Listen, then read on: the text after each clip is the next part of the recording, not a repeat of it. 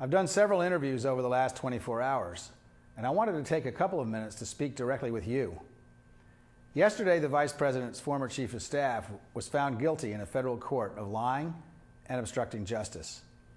Scooter Libby's trial and conviction confirms what many of us already knew. Instead of focusing on a strategy to win the war or care for our troops, White House officials have concocted a plot to attack outspoken war critics.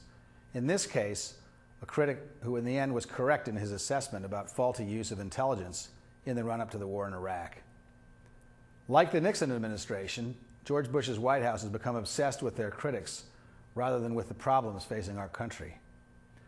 But yesterday, that misplaced energy finally caught up with them. A former senior aide to the Vice President is now a convicted felon, and you can bet that every other administration official is paying attention. As the federal jury made clear, no one in this country is above the law, and crimes have consequences. If there's one thing this administration likes to do, it's avoid consequences. Take the consequences of the war. Across our country, wounded soldiers suffer in an underfunded, overworked system. You've probably seen the recent reports about Walter Reed Army Medical System, but that's just the tip of the iceberg. This president has also cut the budget for the Veterans Administration for the last 5 years. And the one he just submitted to Congress calls for cuts to the Veterans Administration in 2009 and 2010 and a freeze thereafter. Not only did the administration fail to prepare a strategy to win the war in Iraq, it failed to prepare for the war's consequences for our soldiers, and they've left our troops without the support at home that they deserve. Imagine if the Vice President had spent his time working to ensure that our troops got proper medical care instead of attacking critics of pre-war intelligence. This is this president's failed legacy. It was his choice to cut the Veterans Administration budget.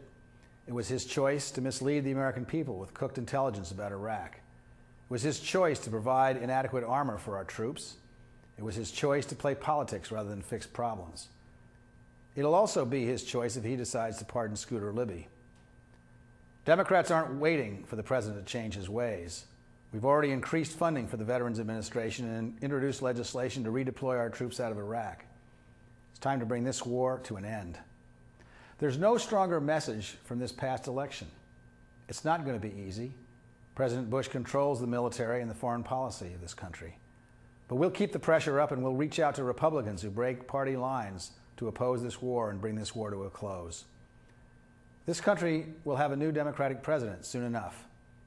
The health and safety of our men and women in uniform depends on it.